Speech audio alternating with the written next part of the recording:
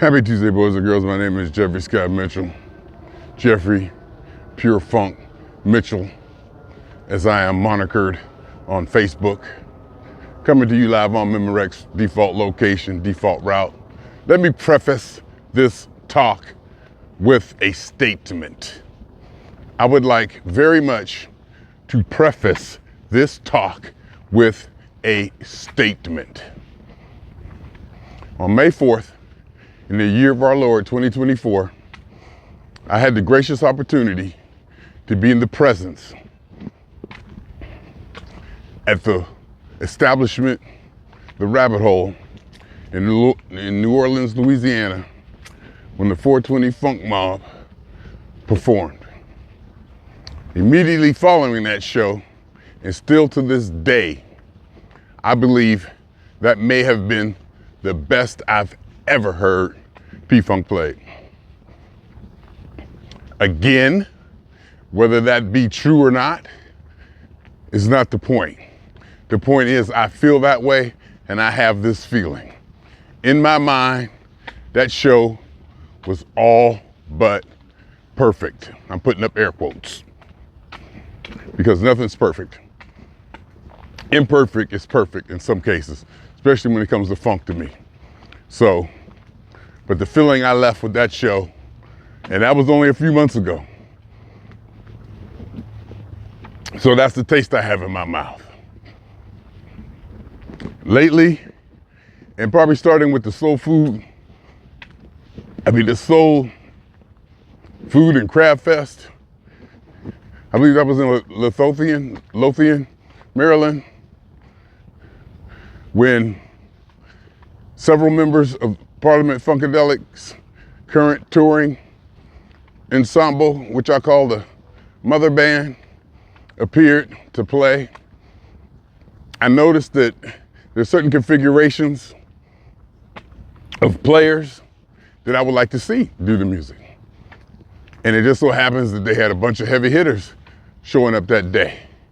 And from then on, I noticed where and who and what different elements come together to put on a show. So when I saw that Garrett Shider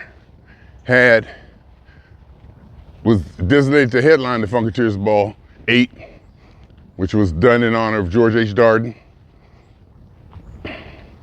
I was excited. And he said something about Groveallegiance, and he named a couple of people.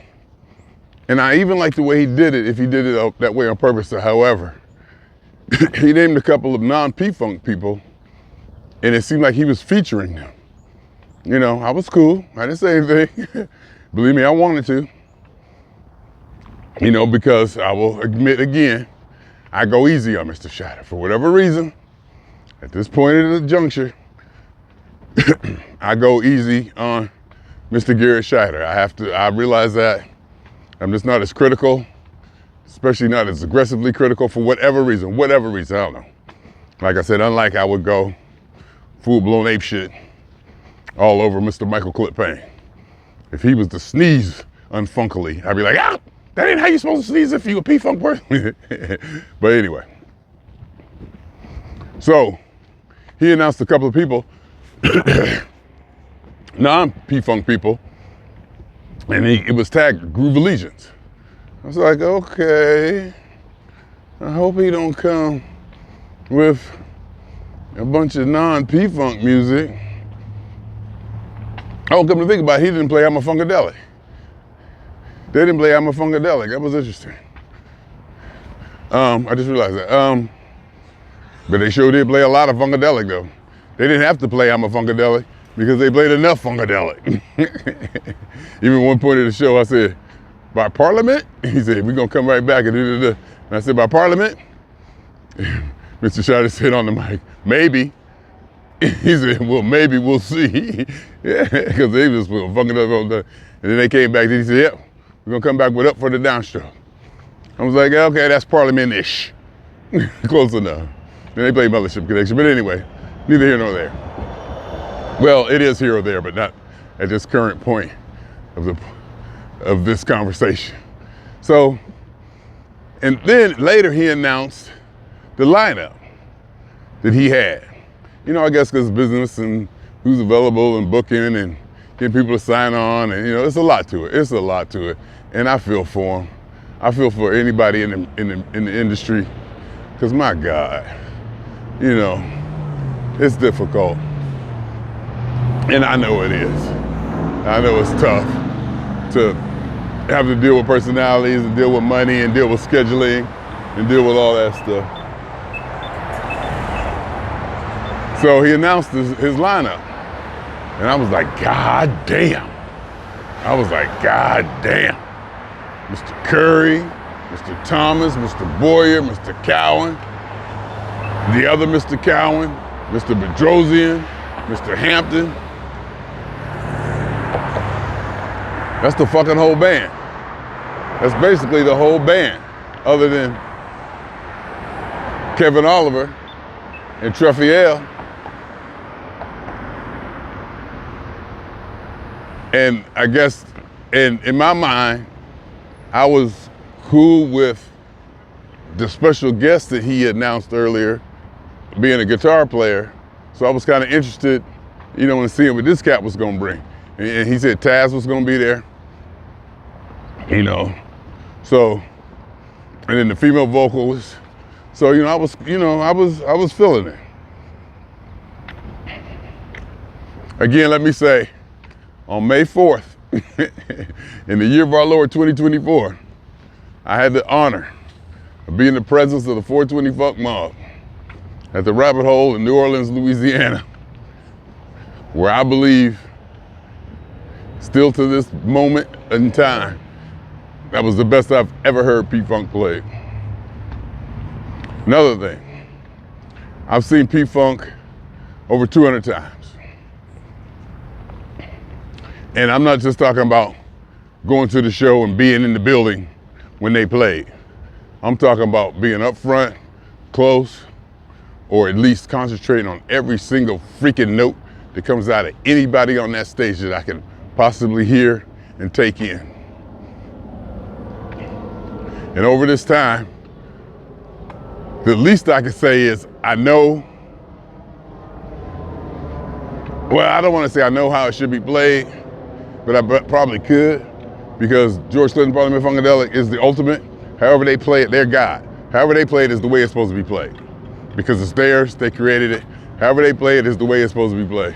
And I know how they play it. And sometimes I'll hear other bands or other people play the music and it'll be off. And I really can't tell how. It'll be off just a little, or something just ain't right, or this ain't this or that way, because I'm spoiled. I am spoiled. Out here in LA, we got top-notch musicians playing that damn music. And I'm used to seeing, like I said, the people who closest to the core of the music perform the music. So there's a level of excellence that I've been spoiled. There's a level of P-Funk excellence that I've been spoiled to hear. Having said all that,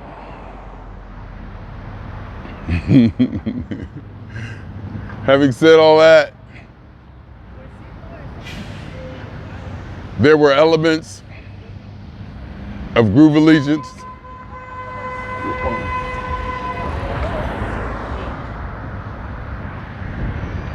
See that? Car went through, it wasn't supposed to. Light was red, I guess he got stuck and didn't know what to do. So the bus started. I looked it up, I got the green, so I'm good. Anyway, so having said that, and I applaud Mr. Shider's attempt. I applaud Mr. Shider's attempt. And this is the inaugural launch of something that I hope is gonna be very big. And I'm blah, blah, blah on it because it's Mr. Shider. But, yeah, I didn't mean to say but yeah, I just got to get to it. There were elements of the music that just didn't sound right to me. There was elements of the music that sound right. They played Birdie. They played Somebody Said There's a Party Up in Here. They had female vocals. Female vocals did good. They didn't quite No, they did good. They did good. It wasn't perfect. He was off his little enunciations. It was a little that was missing, or just missed just by a little bit. There was a little, they went up in the phrase when they should have went down or something like that, blah, blah, blah. And one time they kind of missed the words, but it was okay. When they switched over to dance with love, I wanna dance with love, la, da. When they switched to that, they kind of messed up. But anyway, that's just here or there. The horn sounded a little bit weird to me too. It sounded like one of them, I don't want to say out of tune, but it's, you know, just little stuff. And when the bass player set in for Mr. Curry, very noticeable to me. Now, y'all gonna say that I'm all on Mr. Curry's nuts and oh, I love him and you ain't gonna say nothing bad about Mr. Curry. And to be honest, that might be true. But I doubt it, because if he does something egregious, the P-Funk in me, after having seen 200 shows and the integrity, my body tells me something. I'm sitting there, my body is telling me that something ain't right. So they had another bass player play it, and I immediately knew it was not Mr. Curry. Just a little subtle, just subtle, the way the notes should have went on the Funkadelic song. It didn't go in the right direction, it didn't feel right, you know. And the lead guitar, the guy on lead guitar, you know, he did good. Most people probably wouldn't even recognize it. But it gave me an appreciation for what Mr. Kevin Oliver and what Trey Fiel do. I mean, I take it for granted that those parts were going to be where I'm used to hearing them. Now, forget about right or wrong. Forget about what's right or what's wrong. Should it be played like the record? Should it be played the way Mr. Clinton and them playing it now?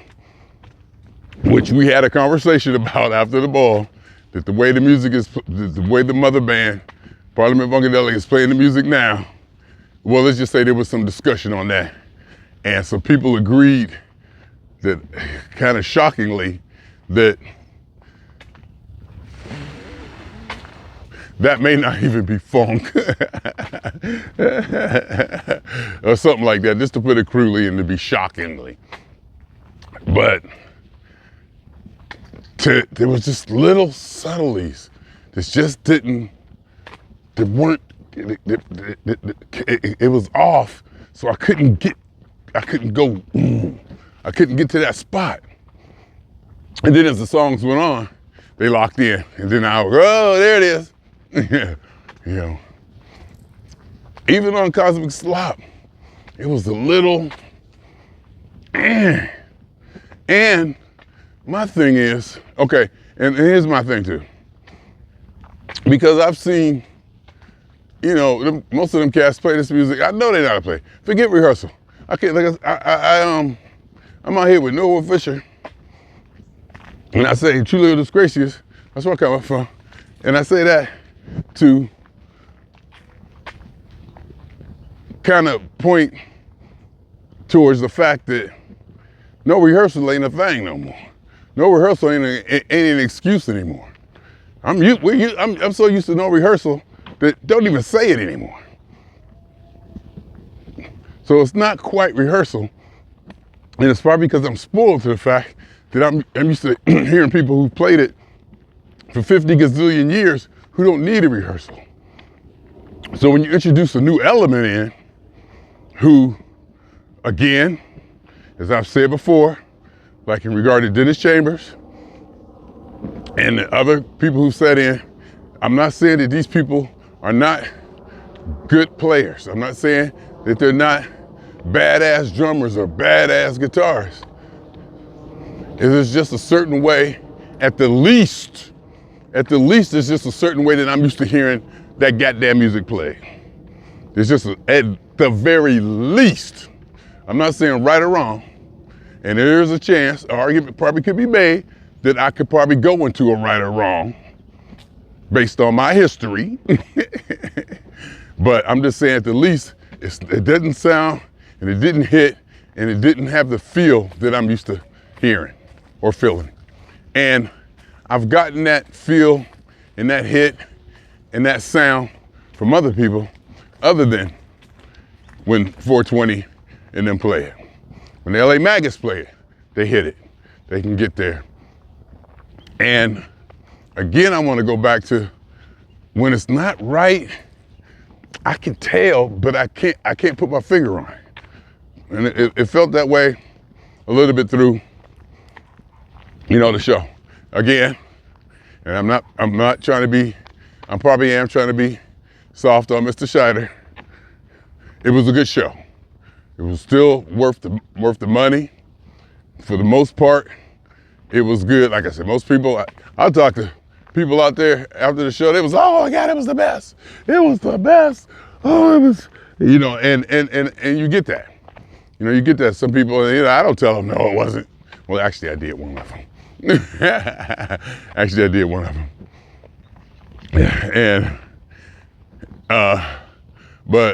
And I asked them, because I want to say, well, I just want to dig down deeper into what they thought or what they heard. But it was a good show, good production. Well, the production needed to be worked on. There was breaks in it, and I get the breaks, but I mean, it's his first time. I'm speculating now. This is just Jeffrey subjectively talking. He'll get it tighter. He'll learn, how to do this and how to do that. You can see there was some definite moments where I think he had to stop and regroup. And he actually did stop and regroup, took 10 minutes or 15-minute break or whatever. And it was cool. It was cool in the way he handled it. I like the way his presence on stage was. I might have seen a little bit of nervousness or a little bit of unsure footing on Mr. Shider's part, but he for what I think this was, he did good.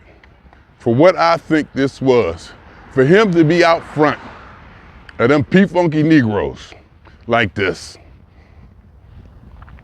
he did good. I mean, this was a big deal. This was a big thing. This was a big, big, big thing. I mean, because these cats is hardcore. P-Funk cats is hardcore. Now, I ain't talking about like no gang banging hard or, mean or this or that. But there's a level of, I don't know if you want to call it excellence, or there's a level of a standard that is just so, that I've noticed that they carry, especially between Mr. Thomas and Mr. Curry. I mean, and for him to be out in front of them in this situation, to command, to turn back, to tell people this, to tell people that, to almost be that Mr. Clinton role. I may be going too far, but this is where I'm sitting on my side of the stage. That's why I stay on my side of the stage. It was good. It was good. Was it perfect? No. Did it leave a lot to be desired? I wouldn't say a lot, but for me, yes. Because if this thing was to get to where it could go, my God. If what he did could get to where it could go, oh my God. His voice, he's getting more and more fluid with it and doing more vocalizations and adding a little bit more and more to it. And he had the girls, whoever's idea was that, for them to come out and sing Brides was good. And let me say also to the mother band, to hear, I don't want to sound derogatory, but to hear real background vocals, to actually hear them was major. To actually hear female background vocals was major. And not just hear them, for them to lead. They were going over the top of the music. It could have been the mix, it could have been the mics, but then again, I take that back because half the time you couldn't hear Mr. Shider singing. The vocal mics were low when the band started playing loud. So it was definitely vocal projection or strength. Them girls came out there and to hear that, woo, and that is a direct shot at the current background vocals of George Clinton, the Parliament Funkadelic, P-Funk All-Stars. Because that's something I've been wanting for years, all the way back from not being able to hear Kim and Kendra. Literally not being able to hear them. And I'm thinking, in my mind, those Bride songs work today. I'm thinking how those Bride songs could really work today. Birdie could definitely work today. Party Up in Here, there is no more party music almost. It's like nobody's making party music. Let's dance, let's party. Somebody said, let's celebrate. Everything is about haters and that down tempo, that not even down tempo, that almost depressed kind of energy. Repressed or depressed kind of energy. They played Up for the Downstroke, Up for the Downstroke. Even Up for the Downstroke sounded a little different. Or different. Even Up for the Downstroke sounded a little different, but it locked in. In fact, I think it locked in on something else. It was Up for the Downstroke, but it locked in on a different kind of groove, which I'm not saying, that I'm probably not judging right now. I'm not saying good or bad right now. I don't think about that. But it kind of locked in, not at the tempo that I'm used to, hearing the mother band. And I sit and I'm probably jumping to a conclusion or speculation that the only difference, I'm trying not to, or I may be wanting to point the fingers at the elements of the band that aren't in, that I'm not used to hearing, not in the regular band. That's probably what I'm trying to do. I'm probably trying to say that, well, it has to be the new people, okay? I guess I gotta say it has to be the new people, other than the horns sounding weird a couple times. But Mr. Bedrosian was good. Benzel, I would say it was definitely more upbeat. I'll say that. It was definitely more upbeat. I noticed that Cosmic Slop was definitely more upbeat. Mr. Hampton, solid as usual. I mean, it's his ball, shit. He's Mr. Funkateer's ball. He came to the front of the stage and I'm standing 2 feet from his guitar. He playing Cosmic Slop. His guitar turned up nice and loud like it should be, like it's supposed to be.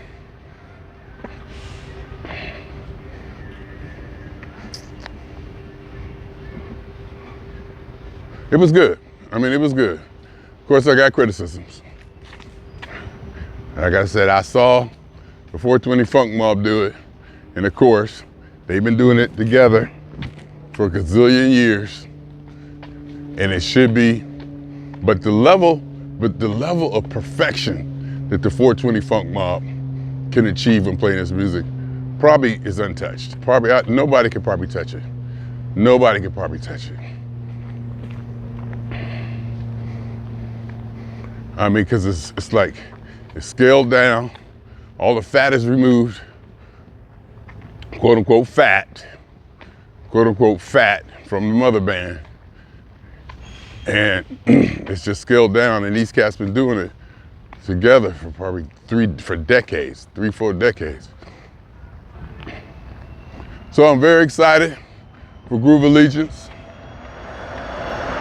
I think that's the title that this whole thing is going forward under. I don't know. Talk to Mr. Shider, go to his website. I bought a Groveallegiance t-shirt. I spent it, $30. There's people's out there selling it. I like the way they sold it too. He cut right to it. He said, basically help Garrett out. He got to pay people. Give him some money, and I have no problem with giving him some money. In fact, I should, I always say it. I don't ever do it because it's the first of the month and rent is due. And my credit card bill is due. I might change my credit card bill to the 15th. It's too much at the beginning of the month because I run everything through the credit card. I didn't pay for it. And I spend too much. But It was good. It was really good. It was exciting. I know it was a lot. I hope and I pray, don't laugh at me, that Mr. Shider can do what I heard rumor of him wanting to do with Groveallegiance and growing Groveallegiance. Because I said 3 years ago, he's the future. I said 3, 4, 5, maybe even longer than that years ago. He's the future. And I was like, you the future whether you want to or not. I was like, you the future, because I remember back in the day, he was young. So back in the day, he was being this Mr. Green something, this weed thing. Everybody was into the weed thing, Mr. Green, or, everybody wanted to go in that direction. Kind of, not hip-hop-ish, but like, weed-inspired music or kind of, that. I was like, I was like, And it kind of faded to the side, and it seemed that he kind of took up the legacy that may or may not be left to him or for him. I don't know about that part, but one thing for sure, he definitely do look like his daddy. And for him to get to where the level that Mr. Garrett Shider attained took a lot of work. It can happen. And I think a lot of work is needed to have that swagger, to have that thing, to be able to walk out on stage in front of thousands of people wearing a goddamn Holiday Inn towel and nothing else with such confidence and swagger. I've seen him just walk out there like, y'all know y'all love me. Just not like that, but just so much confidence, just so in them boots. He come walking out there in just a towel with just so much command. And not even in such casual command. It's like so relaxed. But anyway, that comes from years and years and years of doing it. And Mr. Shider is gonna have to earn that and build that in itself. And it will if he keeps going. So I said that, and I think I heard some drum pad from Brazil on some of the stuff. And it also looked like he didn't have the kit, I guess, that he is used to, or something, because it looks smaller. I think the drum kit he was playing looked smaller, and I attribute to some stuff to that. It looked smaller. It almost looked like a toy. I didn't want to go that far, but you know what I mean? It didn't look like what he usually has. And so it was good. It was good to see Mr. Curry play Bride's music. And of course, there was a moment or two I was hyper-focused on his every finger movement and the sound and how it fit with the bass. How it fit with the drum. And that and the horns playing that. If love ever, all that. And of course, they played the hell out of all that funkadelic music. They played the hell out of all that funkadelic music. They played One Nation. Mr. Thomas on vocals, of course. And I think I like it that he doesn't play Flashlight. I think I like it that he doesn't play Flashlight or Atomic Dog, the super hits. Now, I'm a hit person. On Parliament, I do like the hits, but I don't like the hits. He didn't play We Want the Funk, the overt hits, and probably the hits that the crowd really wants to hear. That's where it gets weird, but it's a Funkateer's ball, So all of us there, you know, they wanted to hear the Funkadelic. Everybody loved Funkadelic. Oh my God. People just love Funkadelic so much. It's sick, man. People just love that old deep, dark music. In fact, Robin Circle of P, I think the first song she played was Miss Lucifer's Love. I'm like, are you kidding me? You know, everybody. Friday night, Robin Circle of P, I think she played Miss Lucifer's Love, the first song. And why did I remember that? You know why? Because it's Funkadelic. And I'm like, oh. But it's good. It's good. It's very good going forward. We got to keep this thing going. And I keep saying we. And I feel like I need to contribute. I need to do more. I need to be a part of it. I need to do something. I need to do something to further this going. And I think I told that to somebody. A couple people said, you just keep doing what you're doing. You just, I guess whatever I'm doing something. You know, by talking about it or whatever, you know. And I'm just being me. I don't know what I'm doing. I'm just, you know, doing what I would naturally do. I don't feel like I'm doing anything because it's what I want to do and naturally do. But maybe it's something. I don't know. Maybe it's something. But anyhow, and the Chocolate City Alliance, definitely sending them love and energy to keep what they got going. And during the opening ceremony, it was said again how George H. Darden got together. He recruited people that he wanted on his team. It was deliberate. He deliberately went and got people on his team that he knew can get the job done. And it was evident in the way they put on shows, and it was evident how things were handled, the decorum, just the professionalism of it. It was deliberately done. It just didn't happen. A bunch of them sitting around and didn't say, hey, let's do this. He went out and recruited the team and got the team he wanted, put it together. It just wasn't like a bunch of people sitting around smoking weed and say, hey, let's try this. Want to do this? Yeah, let's do it. No, he put it together. And in business, that's the way it has to be done. And this is a business. You know, we may be a family. It may be we may be a family now. But the core had to be people who could execute, have familiarity with what they needed to do, and was able to get it done. And I wish that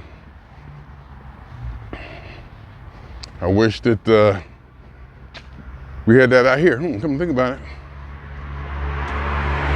I wonder if I could do it out here. I wonder if I could pull some people together, you know, and do it. Would I be able to? I could do that, I think. I mean, I know I could, but, you know. See, I want to be thinking. I want to contribute. I want to make it grow. But anyhow, all hail Garrett Shider and Groveallegiance. All hail Chocolate City Alliance. Bethesda Blues and Jazz Club. Skip Kelly. All them, Tony Cam. Everybody involved, Julia. If she had anything to do with it, even if she didn't.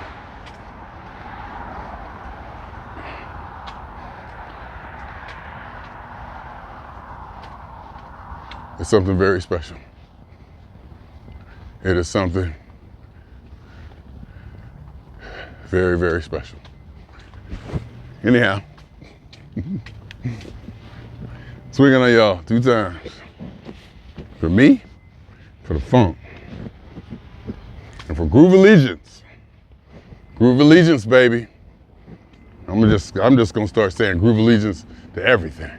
I'm just gonna be going Grooveallegiance, Grooveallegiance, Grooveallegiance. I'm gonna start promoting that.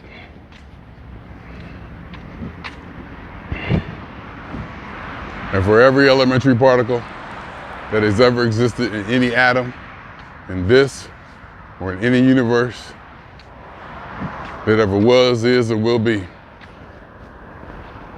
a totality of it all, theory of universe,